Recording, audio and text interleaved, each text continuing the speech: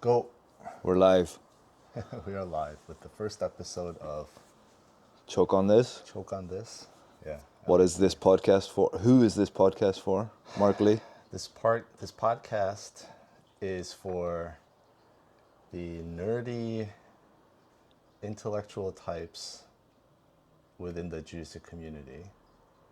But not exclusively. You can listen to exclusively. this if you don't do jiu-jitsu. Oh yeah, of course. But we're tried and true jiu-jitsu guys, And tried and true nerds. and we're also tried and true nerds. Yeah. So, I think there's a lot. Yeah. I think there's a lot of, Sure. even within our circle. Sure. But, so this is Dave Doherty. I'm Mark Lee. And Dave's my coach. He's an awesome black belt. I'm an okay purple belt. And Current Asian Masters champ and Pan Pacific Absolute champ. yeah, thank Him, you. not me. But we're like best buddies too. And would you say we spend more time talking about nerdy stuff or jiu-jitsu stuff? I don't know what that ratio is. It changes depending on what's happening in the world. If something crazy is happening in the world, it's more political, social, economic. If there's a competition coming up or there's some jiu-jitsu guy doing seminars, it shifts, right? But there's a healthy balance of both, Yeah. I think, right? Yeah, that's a good way to put it, I think. Healthy balance of both. And I think, this podcast is basically, it's an exercise in light, what should we say, narcissism, in that we enjoy our conversations and we're always trying to convince each other of something. Yeah, that's true. I think I'm trying to pull you this way somewhat and you're trying to pull me this way somewhat. Yeah. And I think that's where this came from, where we enjoy it. We figure, Yeah, why yeah, not? yeah. Why not gift it to the world? Yeah. I think you're like the best devil's advocate I've ever had in my life because, Excellent. yeah, you challenge me all the time, but it's very friendly. It's also very smart. Like, you don't say stupid shit that, like, doesn't really challenge what I'm saying. A lot of people do that. They'll be like, oh, I disagree, and then they come up with something This is totally why. ridiculous that Yeah. makes me want to just laugh at them. But you actually, like, make me stop and go, let me think about this a little bit. Well, and yeah, I think that when we first met, which was, I don't even know what it is now, it's like 8 years ago now, probably. 8.5. I was just starting my master's, and I was very what would be the way to describe it? You're a commie is what you were. No, I wasn't, no. I was much more left than I was now. I was a believer that government is capable of doing good work. And Yes, you have right. convinced me otherwise. Well, Right. the world has convinced me, but you've guided the way. Yeah. Right. Yeah. You also were a Bernie Sanders supporter, Yeah. which that's my proudest achievement in life, is to get you to see the light that Right. he is So I think it was just another crook. I still don't think he's a crook. I think he's very sincere. I just think he's very My wrong. work is not done yet. I still have a long ways to go. I think he's a man of principles, but the wrong principles. Oh man. But I haven't read into him a lot. But speaking of, so the point of this is going to be, I like history and politics. Yeah. I think that's my main focus of like reading and thinking, and you're much more a financial guy. Yeah. You Well, can't- I was a philosophy guy, but then Yeah. I studied a lot of economics. Right. But basically, I like to analyze. I like to break things down. Mm-hmm. I think you like the kind of the story aspect. I think that's fair. Yeah. So We go both. You have a really good combination of both the history, but you can also do the analysis Right. as well. So that's, I don't really care about stories, but yeah, I don't know. I'm just more drawn to the human aspect of it, I guess, maybe. right. But this brings us to the first thing that I've prepared, that you don't know what this is about. You know what some of the other parts are about. I thought it was about the Phoebus cartel. We'll get there. Okay. But before we get there, Cool. New stuff. right, what is the greatest indicator of human development? Or I don't even know if this is greatest, but what are some of the greatest indicators of human development? You've got like obvious stuff like GDP per capita, right? I find an interesting one that I don't think you know about. Not the greatest invention Nope. that advanced human civilization, but the greatest indicator that human civilization is progressing. Or Yes. whatever? Huh. That's very interesting. I know it's going to be something weird like Yes. the size of people's feet or some esoteric thing that I would never think of. But I'll give like just my honest answer to that Okay, question. yeah. I would say, yeah, I don't think it's GDP. Well, it's not GDP, and GDP per capita makes more sense, Yeah, right? GDP per capita, it can't really be that because there's so many problems with that. That's the economic side. Life expectancy is another obvious one. Life expectancy. right? Yeah, I don't know. There's that, Pete Ortia talks about, what is it? Health span. Not lifespan, yeah. I know it's going to be something super weird. It is. It's very weird. Like, size of tomatoes or something. No, even stranger than that, I would argue. Okay, so if I had to give a real answer to this, actually I would say GDP per capita. Okay, I mean that makes sense, I right? think it's not because there's so many problems with GDP per capita without getting into all the economics. But I'll just say this one thing, like the reason I love Eric Weinstein so much, he gave me this one insight. He said that the GDP of the United States has always been going up, and the wage growth, so say that's like a proxy for GDP per capita, went up at the same time until the 1960s. And then there was a big split where GDP just kept going up and wage growth has stagnated in the US since 1960. I've heard him GDP talk per about capita this. did not continue to go up, which actually that kind of proves my point. 'Cause I think it showed that America started declining at that point. But anyway, I'll say GDP per capita. Okay. And I know I'm wrong, but Well, no, it's. I don't think there's a definitive. This is the best index, but here's a really interesting one. This is by I think he was a Harvard professor, and it's called the True Price Index for Light. Light. So we don't think of light as a commodity, Oh, this is fascinating. right? So let me see. Let me give you some information about it. So it's a guy called Nordhaus. He He's a contain. Harvard professor? I think he was Harvard. Yeah, it's somewhere in the notes here. But it condenses the Industrial Revolution's hidden gains into a single powerful metric: lumen hours. So tracing light from campfires and oil lamps to modern LEDs, right? So in Neolithic times, it's about 7.5 8-hour work days to get the light equivalent to. So it's about 60 hours of human labor to produce 1,000 lumen hours. So that's the measure. It's like the measure of a candle that burns for a certain amount of time from the distance of 1 feet, right? Oh, I see. And then we have Paleolithic oil lamps, which were 10 times more efficient than open fires. So the 60 hours reduced down to 6 hours. Then in the Industrial Revolution, it increased dramatically. I think ChatGPT gave me this information. Thank you. Our sponsor today is ChatGPT, by the way. Marx, when he was born, it took 6 hours of labor so that you could buy 1,000 lumen hours of work. And by the time he wrote Das Kapital, it was 1.1 hour. Right? Which, That's very. where's his gratitude? Yeah. Right? And then modern LEDs, it's way, way more efficient. Let me see so now it takes 0.06 seconds of labor to Wow. buy 1,000 lumen hours of light, right?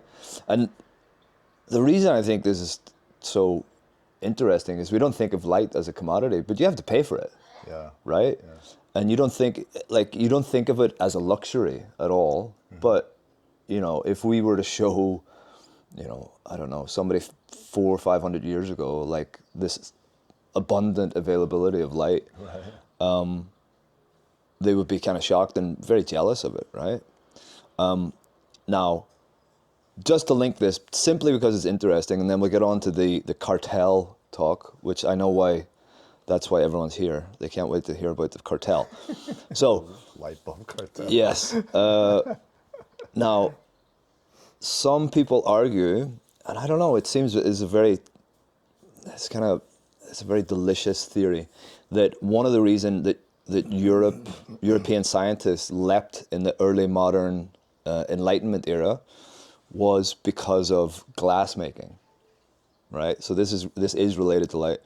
So glass making was more prevalent in Europe because of like stained glass windows and temperature, right? Like obviously weather had something to do with it. In the East, in Japan, China, I think, it was like they had paper windows and like actual windows were less popular, right? And better glass making capabilities in Europe meant that scientists could make beakers and test tubes and all these things to perform scientific experiments, interesting. right? Also light bulbs. And well, the light bulbs will get there, but more importantly, reading glasses. Oh. So you had like generations and generations of Eastern scholars who, once they got to a certain age, could no longer read or write because they couldn't see the paper that well. Interesting. Right? And glass, so the European capabilities of like being better with glass had like this huge knock-on effect that people didn't consider or think about. And glass gets us to our, I guess our main topic of today, which is the Phoebus Cartel. Wait, but I'm stuck on something. Okay. I have a question. Yeah? Oh, I see if I can answer it. Well, so the light bulbs, you explained like the evolution of light bulbs, how they got more efficient. Right. Are they continuing to get more efficient? Now? Yeah. I don't know. Okay. Because that would Presumably, right? That would really strengthen that argument, right? If in the last, say, 30 years, if light bulbs got more efficient or less efficient, well, I don't think that would strengthen or weaken the thesis, because you could argue... The argument's sound. I think the argument is sound because it's like, you know what Moore's law is? Yeah. It's like, is Moore's law true? It is true, but there is an upper limit to it. And once you get past that upper limit and quantum takes over, I see. does Moore's law not? Yeah, it's still valid. It's still valid, right? So. Okay, go. All right. So, when we first met, I was very I don't know if I would say pro-government, but I had faith that governments knew what they were doing. I think it's like the way I would characterize it is that you believe that the government was the best way to solve a lot of society's problems. Correct. Like poverty and Right. stuff like that. Yeah. And would you call yourself a free market absolutist? Is that too strong of a label?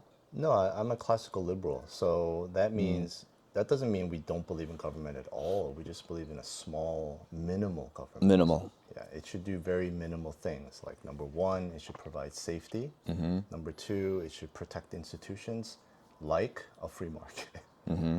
Right. And enforce That's contracts. about it. Enforce contracts and that type of thing. That's about it. It would be like a Randian. Yeah, totally. Yeah, I'm totally Randian. Yeah. In some fields, not in all. You're not a subscriber to everything that she says. Is that fair? I would say 99% of Really? what she said. Okay. So, for sure, 8 years ago, if I had heard about this, I would have been more outraged and sure that the government should have stepped in, the Phoebus cartel. Yeah. That we should probably explain what it is first. But my point is that I'm trying to make is now I don't know. I'm not totally like I'm not like the government absolutely has the answer and should figure this out. But I'm also not like, well, just let the market sort it out, because it feels wrong. Yeah. Right? So for people that don't know, and I think both of us, we only learned about this very recently, like 6 months ago or something. Yeah. So the Phoebus cartel, early 1920s, the international incandescent light industry was dominated by a handful of large firms. The only one that I know of, I think General Electric, was that Edison? Yeah.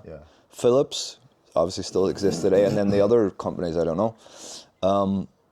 The rising competition across national markets, expiring patents, and overlapping distribution encouraged firms to create to formally coordinate. So in 1924, they got together, they met in Geneva, and they created something called the Phoebus Cartel. I think Phoebus was the Greek god of light. Is that right? They named it that? They named it that, yeah. Yeah, of course. These guys, they're so arrogant. Yeah. And they basically agreed that all of their light bulbs, of all the different companies, of like 10 or 12 different companies, would have a standard life of 1,000 hours, right? So it was kind of like, it couldn't be more, because everyone was losing money because the old light bulbs were too good. They were lasting too long. Yeah. And people were like, well, we're not making enough money, so we have to limit the size of these, or the length that these light bulbs will burn for. And so you think, okay, that's all right, but is it from an economic standpoint? Does morality come into economics at all? That's a great question. I'd like to say no in the morality in the traditional sense. But if you take a step further back, I think economics is a tool that evolved to help humans. Mm-hmm. That's how I view everything. Mm-hmm. You know, religion, family, marriage, mm-hmm. you know, all these things evolved over time mm-hmm. to benefit humanity. Right? So economics would be, you know, a big part of that, a big thing that evolved. So it should work to enhance humanity. Right. Yeah. Okay, I'll go with that. But from a moral standpoint, was this incorrect? What were they doing something? Yeah, absolutely. Morally incorrect. Yeah, because to make something less efficient to me is like, I think the CEOs had this conversation, and I picture their engineers just like, you know, revolting and saying, you know, any engine, like a true engineer would be like, what? I just created this thing that can last forever, and you want me to kill it? Mm-hmm. Hell no, mm-hmm. right? Because that's like what engineers want, things to be as efficient as possible and as optimized as possible, right? Well, they did, yeah. So in my research, I saw that the policy provoked technical and ethical pushback. Some engineers and independent observers argued the change sacrificed durability for profit. Non-member competitors, so I guess people that weren't part of the cartel, and later regulators would contest these practices, right? But, I think one of a very telling thing is that they did it in secret. They all met in, like, Geneva, I think. They secretly went there, like, nobody's supposed to know. Right? This is part of my argument. The secret part? Yeah, the secret part. Right. So okay, we'll talk about it later? Yeah. Right, okay. So, to put it in context, you think 1,000 hours, it's like, that's, Not do bad. something for 1,000 hours, that's quite long. Yeah. But that's only 42 days of light. Oh, that's not good. That's not a lot, right? So if you think, you know, the people buying these light bulbs at that time, you know, it was during the Great Depression or just in the lead up to it was throughout the Great Depression, right? Because it lasted for a long time. Yeah.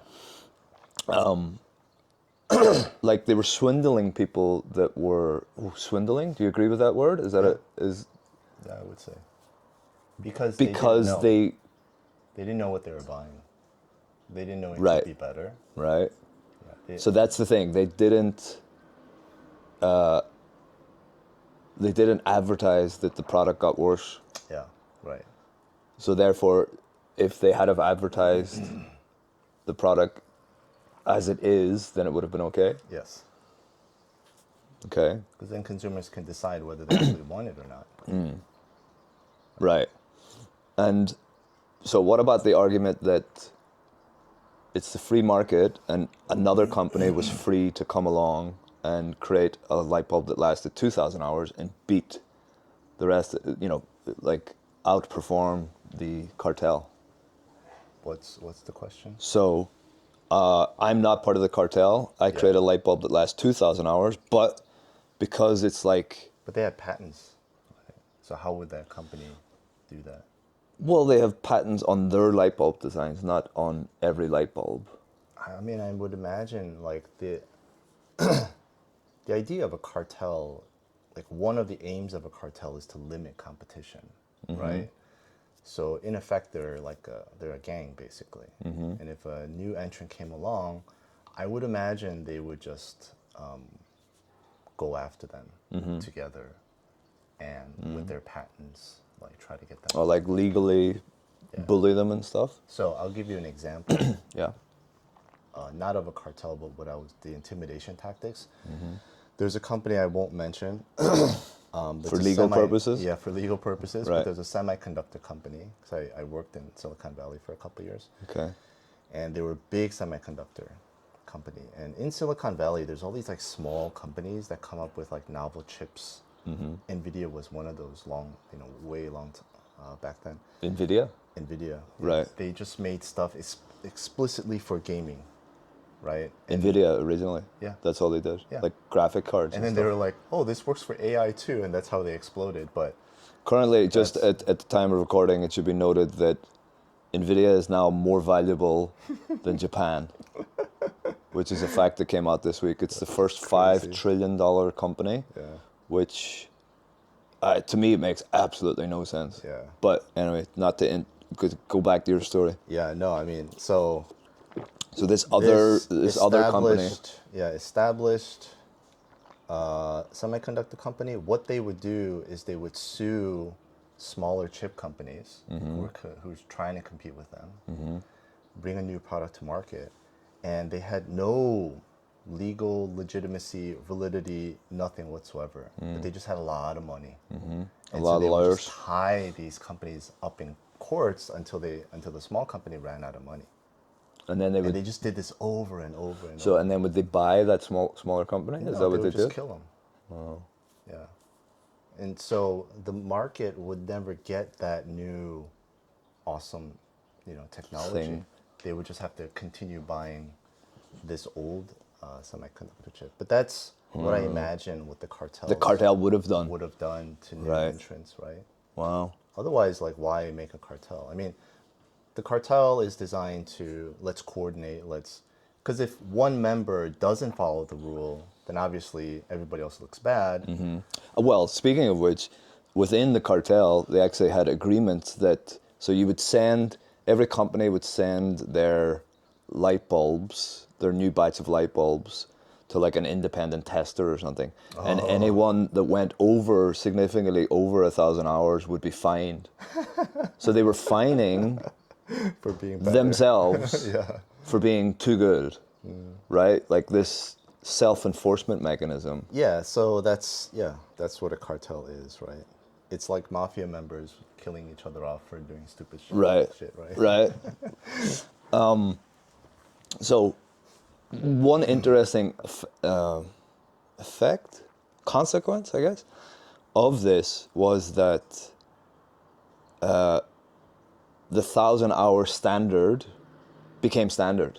So even after the cartel broke up, they were like, oh, well, yeah, it's 1,000. You have to make 1,000 hours. It's Yeah, like, because the infrastructure was in place, probably. right, the designs were there, and I think it's a great example. So even after World War II stopped the cartel, from what I can see, but it was a perfect case of this is how we've always done it ism, Yeah, yeah, yeah, yeah. right? And it was like this hangover. But the legal and reputational, damage, I don't know, I think they kind of survived this, right? Because it was around World War II, so all people in the US had like a bigger fish to fry, right? But it started this discussion of planned obsolescence, right? So you've heard this term before. Yeah, yeah. Is it morally okay for a company to purposely create something that they know doesn't last as long as it could? Morally, yeah, that's a bad thing to do, but I feel like a free market would correct that. So we need government intervention, is what you're saying. No, no, no. Free market would So do the that, government not should step government. in No, and create laws. absolutely not. So there should be no laws against planned obsolescence. No, there should not. Okay, there should not. Yeah, because if you do that, you're going to have someone like Donald Trump or Joe Biden, or especially someone like Bernie Sanders, come along and use that to blackmail and wreck companies. And this happens all the time. Okay, I think I've found a flaw in your argument. Not a flaw, a contradiction.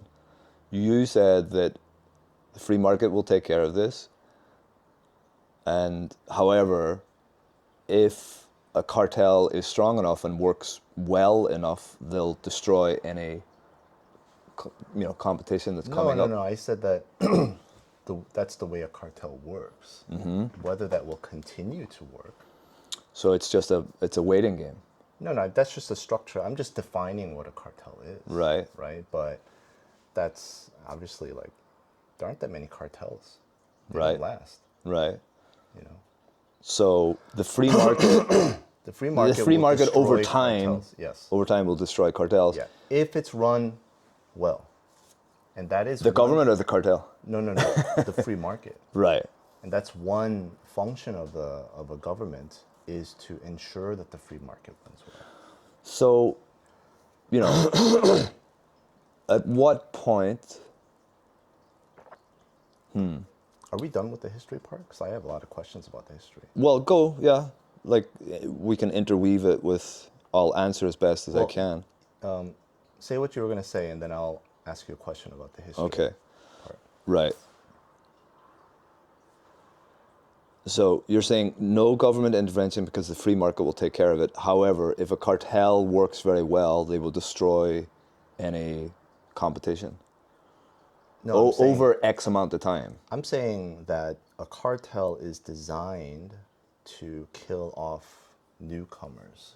Whether that actually works or not, that's, it just depends. But let's imagine that there's a really good cartel that's very good at their job and they dominate an industry for 20 years, 30 Yeah, years, so- 50 years. Okay. There should be so I'll no just- government intervention at that point? No, there should not. So I'll just give you like a brief summary of what I think. And this is not my thought. This is my summary of what classical liberal economists have said throughout history, like Hayek and Milton Friedman, these types. So a cartel comes along, new entrants come along, cartel beats them up, gets rid of them, but new entrants keep coming. People find out what's going on, they stop buying, or the cartels stab each other in the back, things get rough, and then eventually the cartel dissolves. Right? And the government does not need to be involved in that. It just needs to ensure that the free market is actually running. So we can go back to the secret thing, Okay. right? That should not be allowed to happen, right? Because that's part of what makes the free market work. Maybe one of the main things is that there's information, right? Consumers need to know what this product is, how it was made, what's the pricing. and then that allows consumers to make buying and selling decisions. That helps and determines the price of goods and services in the market. And then this is how free markets function. If consumers don't have enough information, then they can't make the right decisions, and then everything goes to shit. You can't price it well, you can't figure out what the good products are, things get really bad, right? So that in a free market, you should not, the government, in order to preserve the free market's function, it cannot allow or it should penalize companies that meet in secret to create a cartel. It should not penalize them. It should penalize It should them. penalize them. Yeah. Right. It should not allow them to do that. Right. Like all that information has to come out into the public, and consumers need to know, this is a less efficient light bulb. But, at what point, how much information should a company be forced to give to the public? Because do you think Adam Smith would agree with that?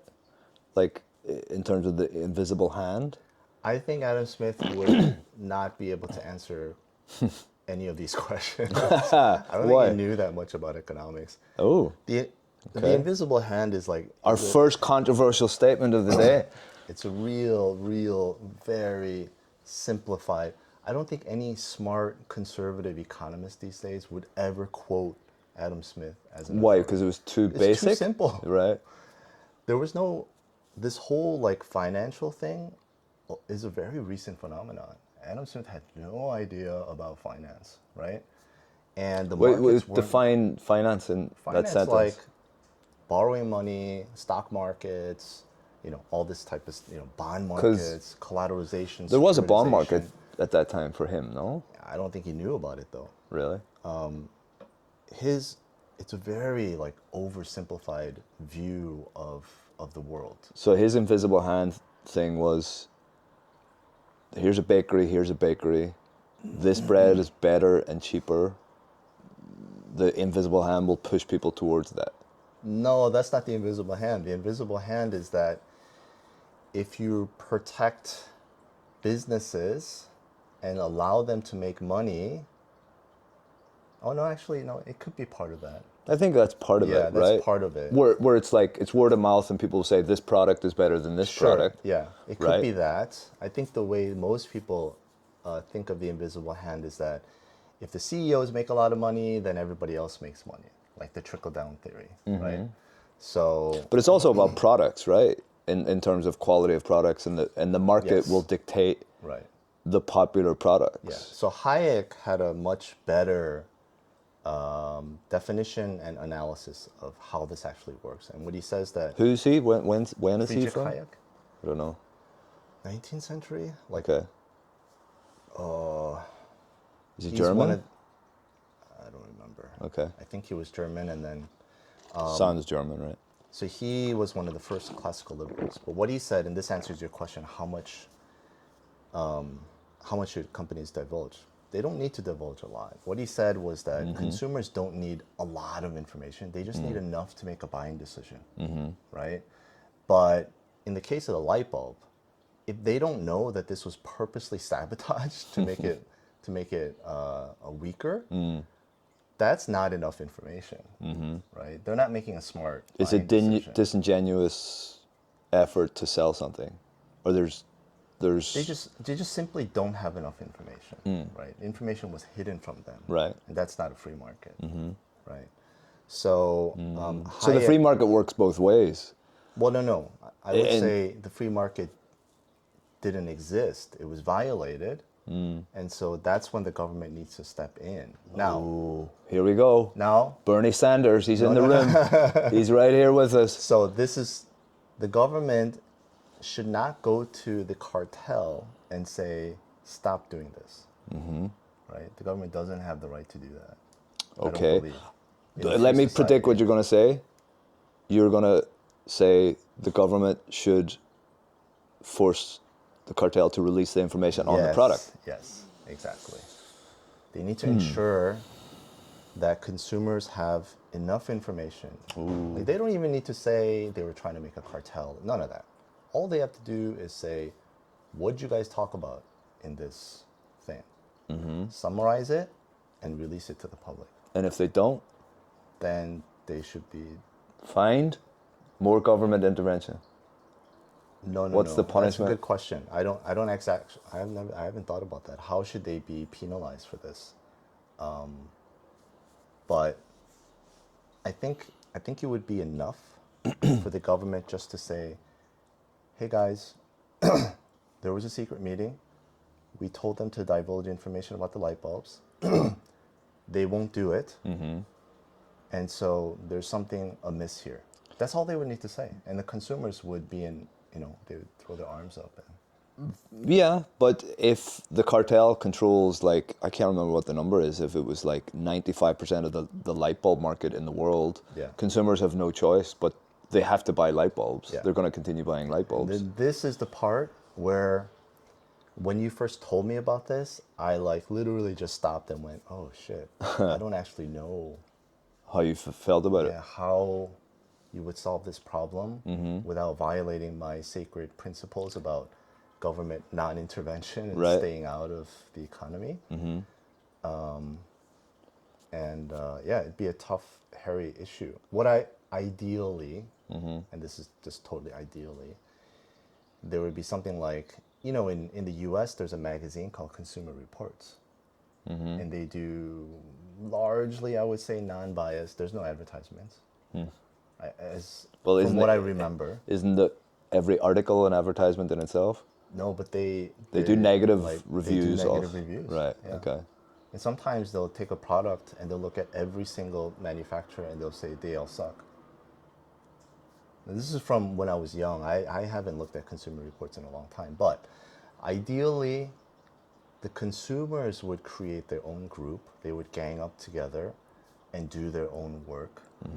Not everyone can do it because everyone's busy, but they can hire people to investigate and then find, what they need. So they buy like 10 different light bulbs from all the companies, test them, Yeah, and and be see like, they're "Oh, all this is bullshit." standard. Yeah. There's something up, right? They shouldn't all be lasting like Right. precisely the same time. Right. And then consumers can sue those companies, right? There's a thing called a class action lawsuit. There's a lot of things that consumers can do to fight back against it. Leaving that in the hands But of how do you know? crooked politicians, I don't think that's the answer. But how would you prove you've been harmed by your light bulb not lasting more than 1,000 hours? Because we've been buying light bulbs that are less efficient, and But we've Your been Honor, wasting all this money. Our product worked. Our product worked up until about 1,000 hours. Not And as you said it would. nowhere on our box do we say it would last forever, Your Honor. Well, there's a very clear precedent of what it used to do, right? That was the old evidence. versions. They weren't as bright. Well, that could be tested. So That's yeah, this was usually when Dave throws something at me, I'm like, I usually have a good answer for it.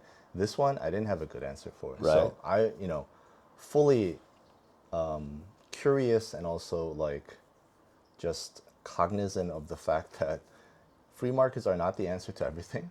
And yes, I will say that the government does need to get involved in some ways.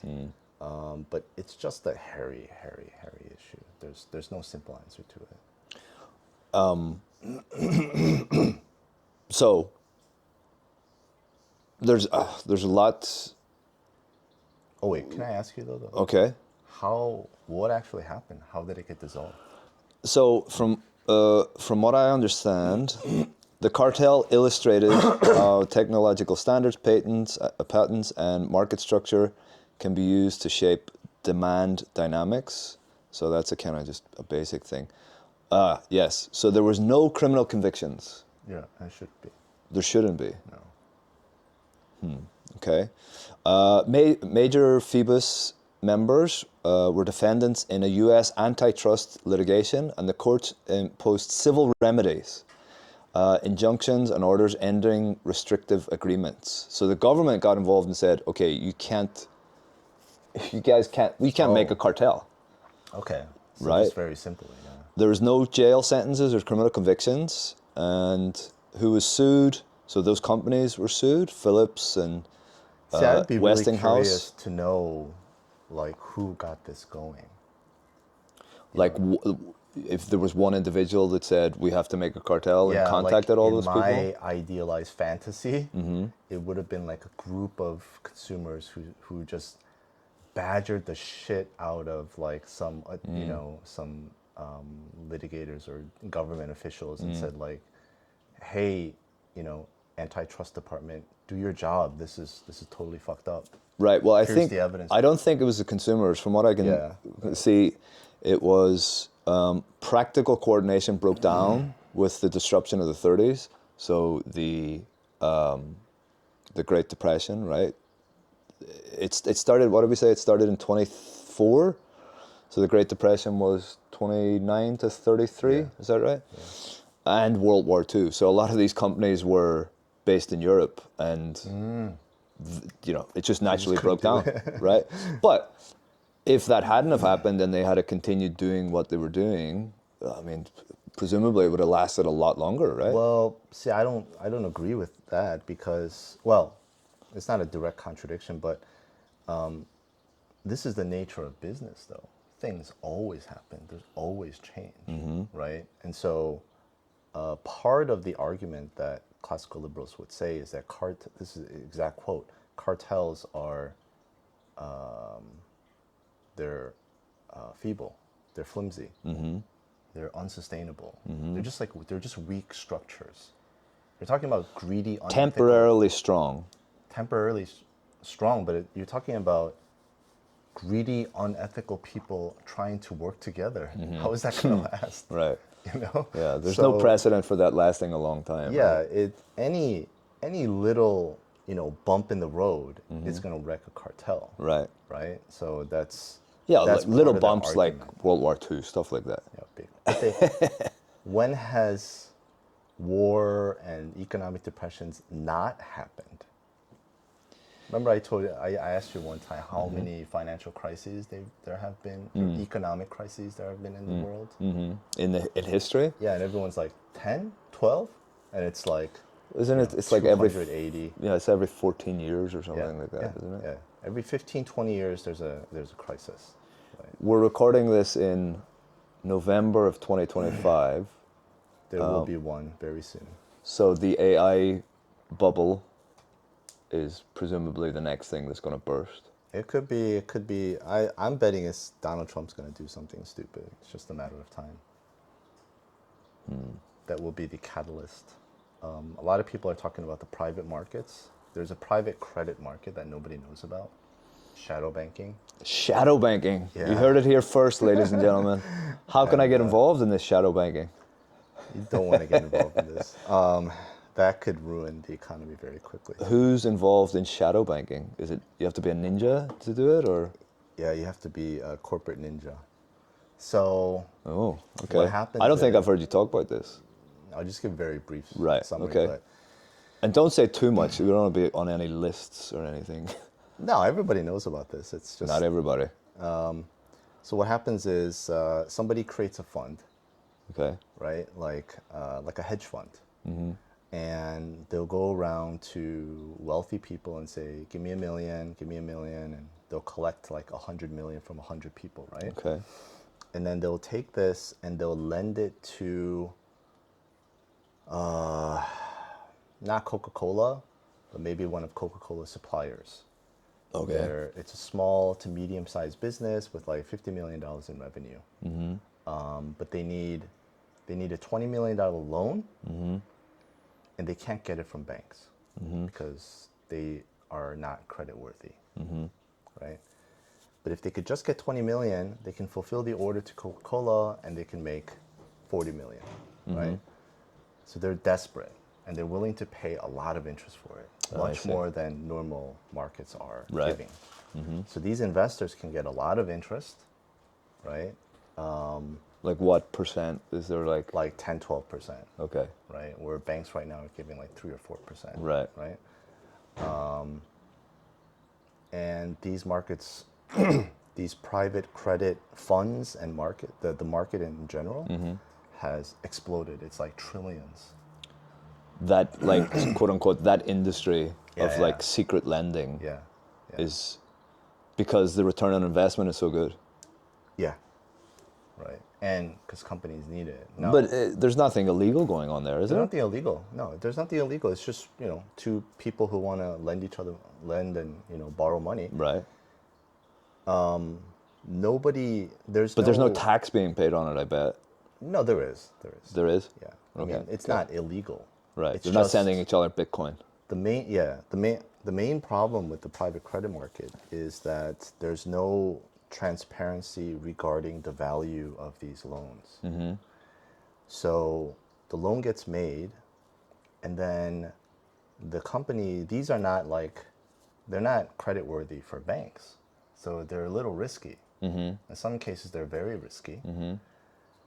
And the value of the loans are a lot lower than what people are saying. Okay, this is really complicated. Why stuff. does that matter?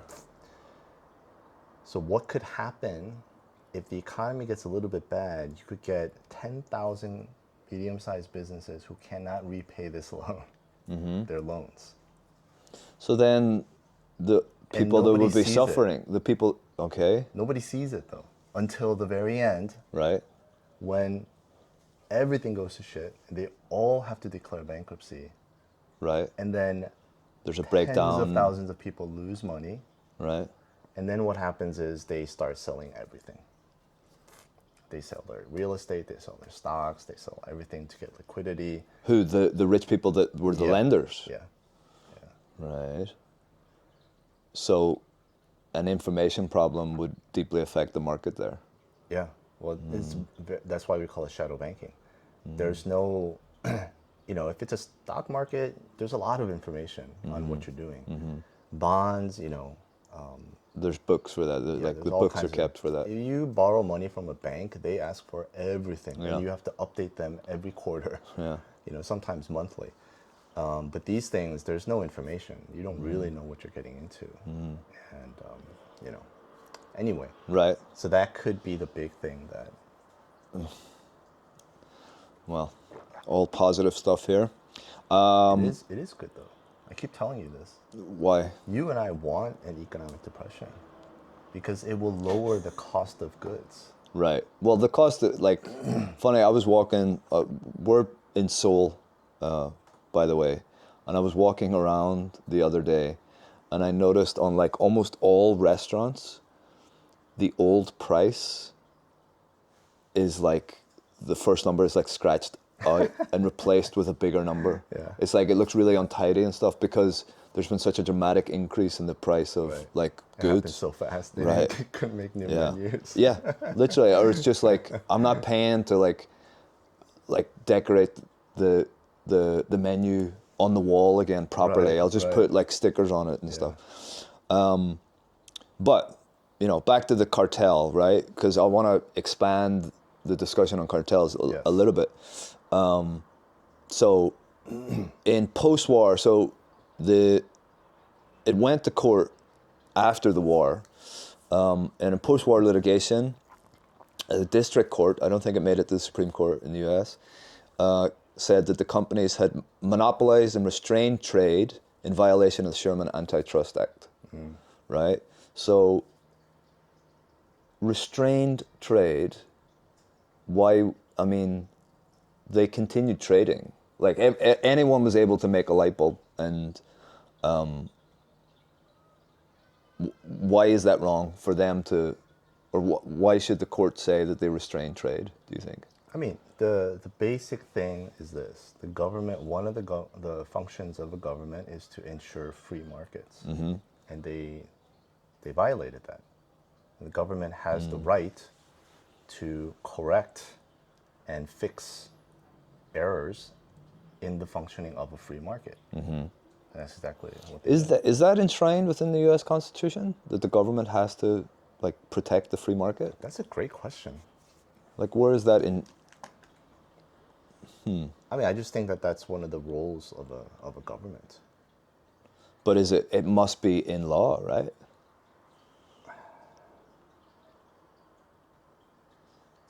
Let me just check Gemini here. Gemini. Okay. Must protect free market functioning.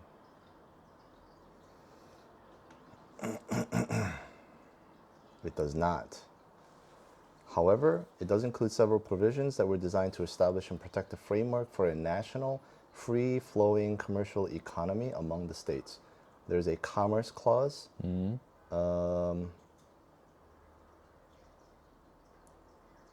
Regulate commerce with foreign nations and among several states and with the Indian tribes. This was essential for creating a national common market by preventing individual states from creating excessive trade barriers or interfering with interstate commerce. Contracts clause that just enforces personal contracts, is it? It's protection of contractual agreements. Yeah, which So a that makes sense. Randian idea of, You know, you have to honor your agreements, Yeah. basically. Right? Private property rights. That's pure Randian free market capitalism. But there is no. no single, like, there is a free market within this nation and we, it's a It government. does grant Congress the power to regulate commerce, which who knows what that means. Right. Yeah. So Further investigation it required. kind of does, but not specifically. Right. What you were saying. So cartels are bad. Yes or no? Absolutely. OPEC. I knew you were going to bring this Let's up. talk about OPEC. Yeah. But Is it a cartel? very What is OPEC? What does it stand for? The something petroleum something. OPEC. Meaning.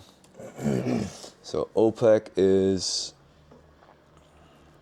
the organization for petroleum, of the petroleum exporting countries. So countries that export petroleum. So this is going to be very anticlimactic, but Why? OPEC is a cartel among governments, Right. not private corporations. So in its nature, it's very different. Why? This is not a cartel. Because they're not for profit? I mean, they are for profit. No, they're a government. They have the force of law. Like they are the law, right? Right?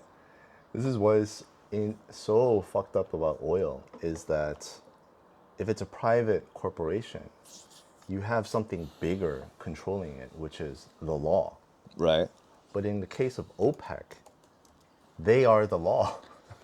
But there's can't no international law, really. Yeah, no. So they are the government with, they are the law within their country, but they're Yeah. not the global law. There's only one thing that can control OPEC. GLOPEC. Global Organization of Petroleum That's Exporting. a more interesting answer, but That's when we go intergalactic and Yeah. we're selling oil to the Martians. But anyway, no. right, go ahead. Well, I guess there's a couple of things. One is the U.S. dollar. Oil is priced in U.S. dollars. Not for much longer. Yeah. Well, I think I agree with you, but I think that's going to be another 100 years or so. It's going to be that long, you think? I think the shortest. I mean, the U.S. is definitely, the dollar is definitely going to go out as the main currency, but I think it'll take at least 50, 60 years. Right. But Okay. we're definitely on that path. Oil is priced in dollars. So, and the U.S. economy or the government controls or has the most influence on that. So every time the dollar spikes, oil prices drop. Every time the dollar spikes, oil prices drop. Okay. Yeah. Yep. So, they're always going to be. So we want a strong dollar. Yeah, absolutely. Okay. Yeah. The other thing, of course, is war. And this is why I think the U.S. has fucked up the Middle East and continues to fuck them up with war, constant war. Everybody says it's unnecessary. But I think the real reason is because of OPEC. I'm not saying the U.S. is not at fault. Wait, you're saying that wars in the Middle East have happened for Because- pursuit of oil for the U.S.? Because of OPEC, because it's a cartel that nobody can influence or control. And the US needs a lot of oil. And so think about it this way. The government represents the law and the government represents force, right? When government wants something, they don't appeal to, they don't trade, they don't beg, they use force, which is the law, right? You have to do it or they'll jail you. So just for everyone's information, OPEC members are Algeria, Equatorial Guinea, Gabon, Iran, Iraq, Kuwait, Libya, Nigeria, Republic of the Congo, Saudi Arabia, United Arab Emirates, and Venezuela. Venezuela. And yeah, it was a founding member. Yeah. I've never looked at that list before. Yeah. Not a single democratic nation there, I think. Nope. Nigeria, arguably, but I'm not sure. Algeria, not really. So because of lack of international norms and regular diplomatic mechanisms to Yes. influence countries, Yeah.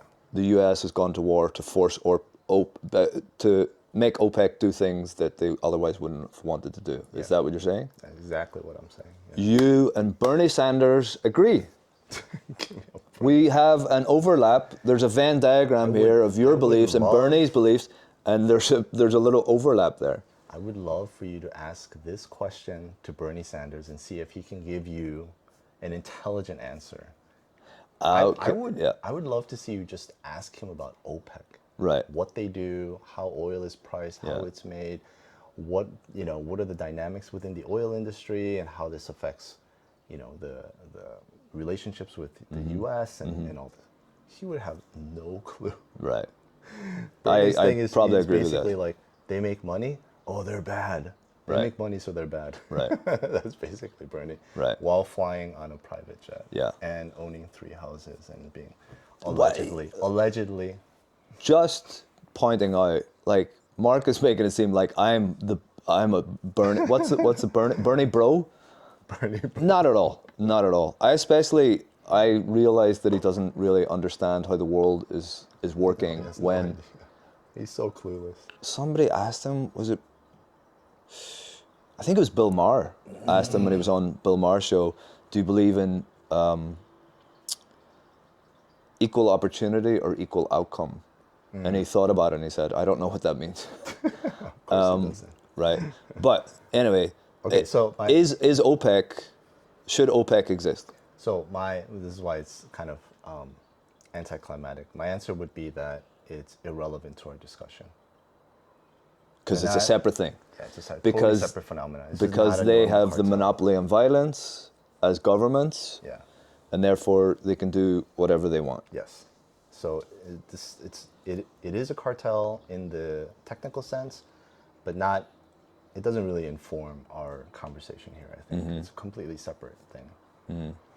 Well, I looked up a list of other cartels in history. Some of them were pretty interesting. I didn't know. Did you know that from 1998 to 2002, 10 chip manufacturers, including Samsung, were involved in a price fixing? The European Union and the US Department of Justice investigated the cartel, leading to large fines and a conviction. Wow.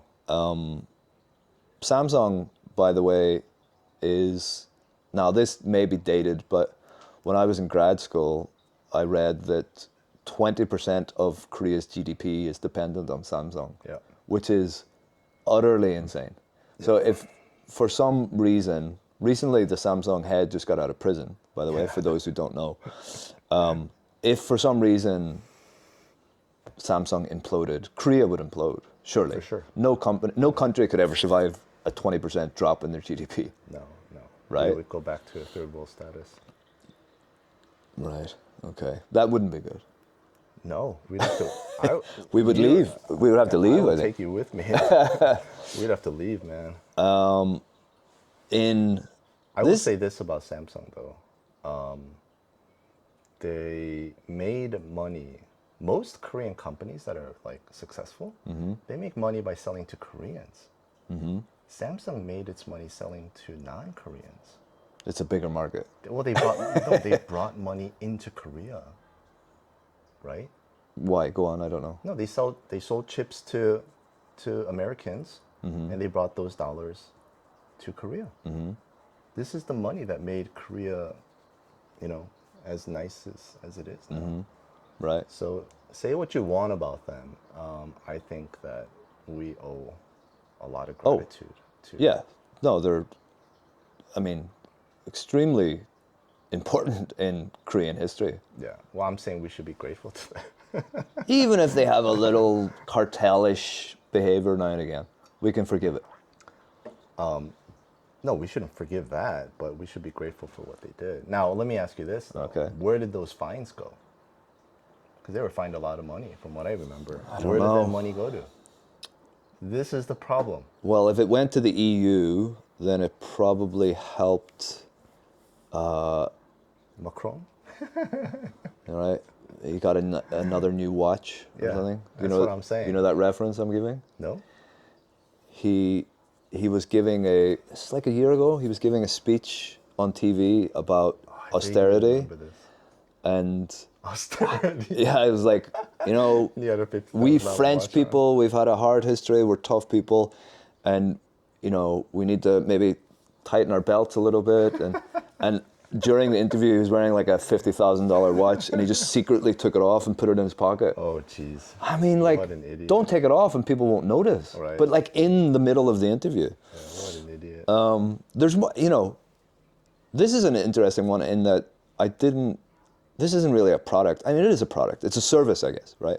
But in the 2000s, there was a global investigation of more than 20 airlines, including British Air and Korean Air, and they were fined billions of dollars by regulatory bodies in the US and Europe and other countries. They had colluded to fix the price of fuel and security surcharges for air freight shipments. Yeah. So again, it's Okay. it's the collusion thing that's wrong. Yeah. So this is very complicated. There is an argument for cartels. Okay? Okay. When you come up with a new product, people don't buy it because it's too new. Okay. You have what you call like early adopters, Right. people who are just interested in it. They're Right. nerds about that product or that industry, and so they'll buy it. Like when the smartphone came out, nobody bought them, except like real nerds. But Right. there aren't that many of those. So in order to introduce this new, great, wonderful product into a market, it takes a tremendous amount of money, marketing. There's a lot of knowledge work. gap about. Yeah. Yeah. And if while you're in the middle of doing that, some idiot competitor comes along and says, fuck you all, I just want to, he doesn't know anything about business and he just wants to sell a lot of stuff and he's a total dickhead and he cuts prices by 50%. And everybody buys it. Well, what's going to happen to that industry? It'll disappear overnight. It'll just be gone because that guy will go bankrupt eventually. Right. And no one will buy all the other people, all the other Products. and that industry will just disappear, right? So in this case, I can kind of guess, right? Because I used to trade commodities in a different life. I know how volatile oil and gas prices are. And so what companies normally, they try to hedge. Like if they need to buy gas, they need to buy, whatever, 100, whatever, units of gasoline over the course of the next 12 months. They have to budget for it, right? But in the middle of that, if prices spike, now all their numbers go to shit, right? Right. And so what they normally do is they'll buy commodity futures for gasoline. So if the price goes up, they make money on that and it offsets the extra cost. Okay, this is confusing. Okay, Yeah, it's I'm very with you so confusing. far, but yeah. But what if it doesn't go up? Well, isn't that Then you just lost money on the hedge. that's right? your problem? You hedged. It does, okay, but if we don't have airlines, we can't fly. Right? It's in our consumer. No, we would still have airlines. It would just the profit they would be go less bankrupt. dependable. They would go bankrupt. we don't is want what that. I'm saying. Yeah, we don't want that. So what they're trying to do with this price fixing, like nobody opens an airline trying to become super rich. They're not profitable businesses, We just need them, right? And Wait, people must open airlines to become rich. Otherwise, they wouldn't do it. there's an old adage in finance that says the best way to become a millionaire is to start as a billionaire and start an airline. But wait, Richard Branson, did he? I mean, I think he Virgin bucked that trend. Airlines? Yeah. I highly doubt it. But we need them. If their costs go out of whack just a little bit, Right. it impacts their profitability Dramatically. dramatically. And Right. so I understand why they would do something like this. Like, this is not the answer. Price fixing cartel is not the answer. However, I kind of understand why they're doing that. There's got to be a better solution to this, you know. We should subsidize airlines, is what you're saying. No. I hate that word so much. No subsidies. Subsidies. No subsidies. Never. They, you know, in my fantasy world, just to throw a solution out there, it would be like, Dictator Mark Lee. yeah, airlines, talk to your consumers, talk to your customers, and show them all the numbers. Right. And like, say, guys, if we don't get 100 passengers on this plane, we're gonna go bankrupt. If you want to keep us afloat, you know, you better go with us. Like, I think that requires further investigation, like research from me, because like what percentage, so I've heard this argument that, you know, supermarkets operate on like a 1 to 2% profit margin, which is I would tiny, imagine, yeah. right? Yeah. So that's why they have to sell in such huge numbers. Right. And everybody loves a supermarket, like it's extremely convenient. But what are airlines operating on? Are they I'm sure 1%? it's- yeah. That small? Yeah. It's the same. Right. Well, you know, Oh wait, tell me about this. Yeah. Euro-denominated bonds cartel. I didn't know about this. 2011 to 2015, the European Commission fined Rabobank Yeah, Rabobank. and Deutsche Bank for colluding on prices and sharing commercially sensitive information in the bond market. The banks agreed to settle the case and pay fines for their illegal practices. So we got caught. Here's a few million, tens of millions of dollars, and everything's fine. This is what I'm saying. Like, where does that money go? Into the coffers of the European Union. So The European Commission, I don't even know what that is. Is that like a branch of the EU, I guess. right? Okay, so this is my problem with government intervention right here, is that did the cartel really go away? No. Yeah, that's what I feel. Yeah. Or was it just government officials going, so this is the way I see it. We caught you. Yeah, oh yeah, we got them. Yeah. We have evidence. Hey, let's have some tea. Right. And then, okay, how much do you want? I don't know, 50 million should do it. Okay, they shake 75. hands, and then the government comes out and says, hey, we fixed it. Right. Look at how well we did. Yeah, and then the banks just keep doing what they did. Right. They're just more In a careful. different way. Yeah, in a different way. You know, problems don't get solved, right? Like, I don't even know. So you've explained bonds and the bond market and stuff, and I get it. I do get it. But do you have any idea what, like, commercially sensitive information, what could that mean in that sense? I mean, so I don't know what kind of bonds we're talking about. I'm assuming they're corporate bonds. So companies can issue bonds. If you're Coca-Cola, How does that differ from stocks? stocks is ownership in the company. Bonds is like, it's just what a bond is borrowing money. That's it. That's all it is. But it's collateralized. Meaning, I can take that bond or that contract and I can sell it to someone else, and then they have the obligation or you know, or the right to receive money, right? Right. That's the only difference. So Coca-Cola, when they want to borrow $100 million, they issue commercial bonds, Right. right, or corporate bonds. Right. And then they agree to pay a certain percentage Right. return 5-10 years. Right. But that percentage is based on how risky the company is. The riskier the company, the higher the percentage. Yes. Now, if you know that Coca-Cola is about to use that $100 million to cover up one of the CEOs having an affair or doing something shady like that, and you know like the money's not going to be used to actually make the company better or whatever. It's a very risky. It's a risky bond. Maybe the company's fine, but that bond itself is risky, so it should be priced way higher, right? And if those banks knew about that, you know, so they're selling the bonds like it's, you know, really cheap because it's so safe, but then, you know, it could be something like that. So it says that it's collusion and price fixing in the trading of bonds denominated in euros. Does that help you understand what type of bonds? What type of bond? What is it? type of bonds were they?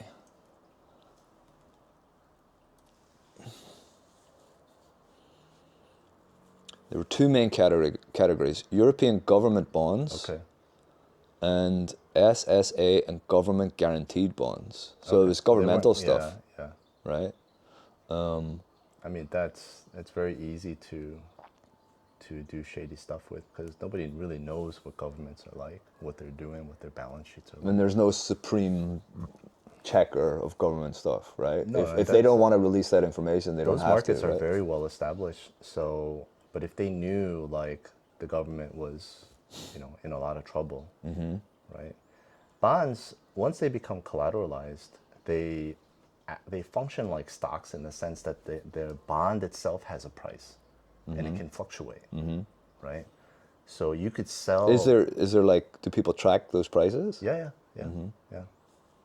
So, you know, a bond, like you could pay $100 for a bond, and then all of a sudden, oh, the EU is in a lot of trouble. Like their fiscal deficit is going to explode over the Right. next 16 months. All of a sudden, that $100 bond is worth $80, Right. and you just lost $20. Right. Right. So they're selling bonds at 100, and then it just like starts going. To Can you shit. can you short Yeah. can you short bonds? Yeah, that's what even the- from companies? You can short bonds. They're very tricky and complicated, but that's what The Big Short and those movies Right. are all about. They shorted That was the subprime mortgages. the mortgage, right? Yeah, they made. That was probably the greatest trade of all time. Right. Yeah. Shorting. So traders from these banks operated a closed circle of trust, used online chat rooms on Bloomberg terminals to exchange commercially sensitive information. They coordinated their pricing, volume, and bidding strategies in both the primary market auctions, so that's where the bond is first bought, Yeah. right? And secondary markets for European government bonds, sovereign bonds issued in euro by Eurozone member states. Listen to this, you'll love this. The European Commission imposed fines totaling 371 million euros on Nomura, I don't know, Nomura. That's Japan's big investment bank. UBS, and UniCredit in May 2021. NatWest received full immunity for revealing the cartel. Okay. So NatWest ratted on their buddies. So the CEO there was like the nephew of one of the EU government officials or Right. something. So that's an interesting one. Yeah, I've never. I should look into that. That's really interesting. I want to know exactly what What they were went doing. on. Yeah. Right. Well, and then we have, drug cartels, and I think we all agree that they're not That's good, different, right? It's a yeah. very different thing. But, so, I mean, is there anything else you want to say about the Phoebus cartel or cartels in general? Is there anything that you researched that you found interesting or an argument for or against? No, just I would summarize Mm-hmm. that it's not an excuse for government intervention. Mm-hmm. I think a lot of politicians use that to do it. I have a feeling that's how every one of these podcasts will end. I feel it's not an excuse for government intervention. Probably. It should be the tagline. And, we said, this is for jiu-jitsu guys. Is anything we talked about today relatable to jiu-jitsu in any way? No. No. Not really. No. Is there? I don't know. Cartels? Has there been a jiu-jitsu cartel? Could we say that, like... Gracie Baja is a cartel? Allegedly. Well, how about, like, Atos, because, well, it's a free market. Like, so many people gravitate towards there. So they have so many good guys Yeah. that they're like a reputational cartel in that they bring in so much of the talent. I mean, that's a good introduction to it. So I would say, so one can argue that you should limit the number of athletes from Atos and AOJ In a competition. competition. Right? And I think that would be the dumbest thing ever. I think any governing body in jiu-jitsu, like the IBJJF or whoever, should completely stay away from it.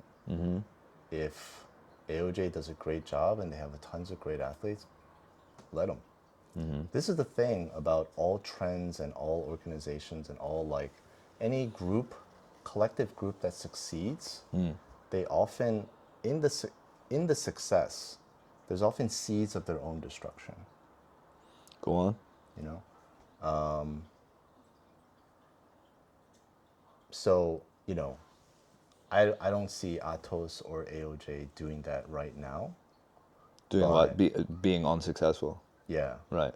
I think they have, years and years of success ahead of them. Yeah. They do so many good things right. However, for example, and I have to be very careful what I say, this is all hearsay. This is just stuff that I've heard from people. Okay. I've heard that one of those, like, successful gyms, I'll say, what they do is they go to nearby gyms, and when they see good athletes, they poach them, try them out, train them. They go to a few competitions, they don't do well, and then they'll just not really kick them out, but they'll just won't pay attention to them anymore.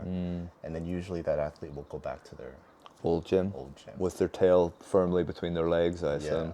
Now that's what I mean. When you're trying to breed champions, that's a necessary part of it. However, there is a seed that can be sown that will come back to wreck you later. Because why? Because that student who left is going to be very pissed off. And let's say he does become the next world champion. Yeah, the next world champion.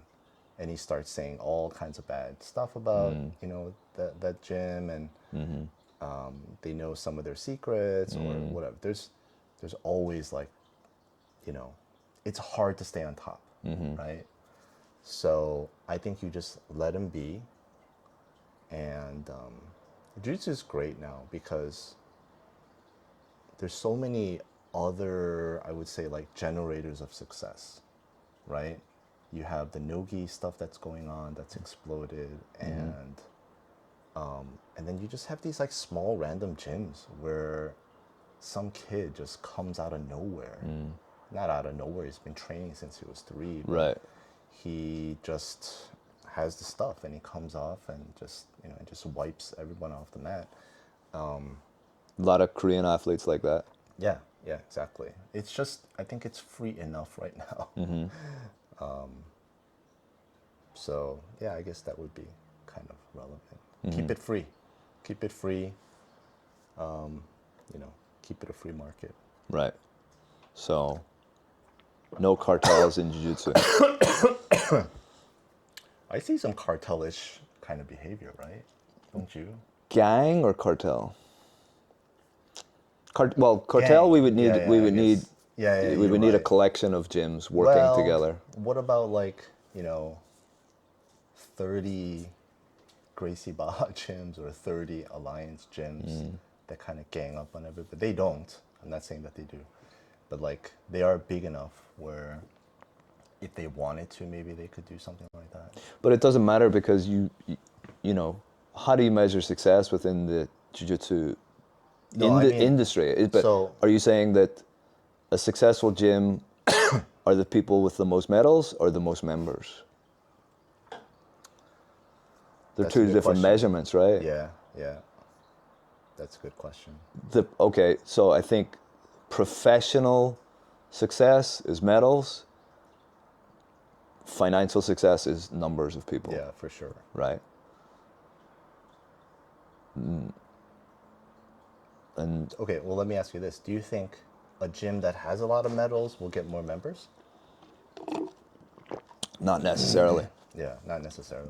because as we know from running a gym, the majority of your members, I think it'll take a while from the pyramid to move into like a trapezoid, Yeah. right? But in the first 5 years, the majority of your members are white and blue, Yeah.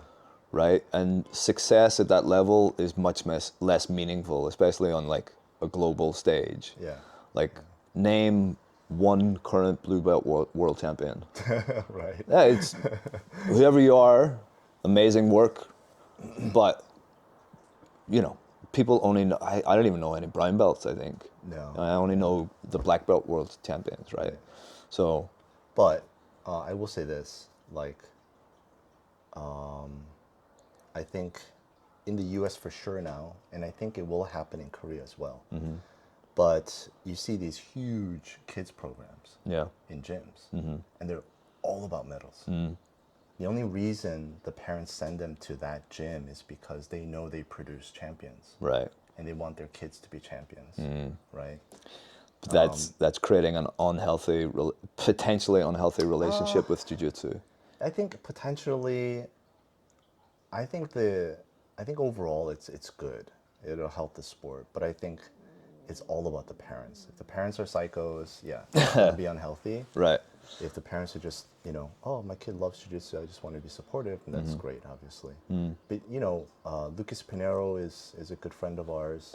Yeah, excellent coach, good human being. Amazing coach, Yeah. great, amazing human being. And his story, His we had story to, is awesome. if you guys ever have the chance to We like, should interview him. yeah, sure. But he just got a new teaching position at a Atos gym.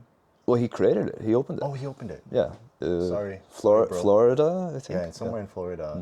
But his kids program, it's like one day, he opened the gym and had the Instagram page, and then like 3 months later, he's got like, 12 champions. Right. And he's got like 50 kids already. Because, and but I don't know the numbers. back to the free market, I guess.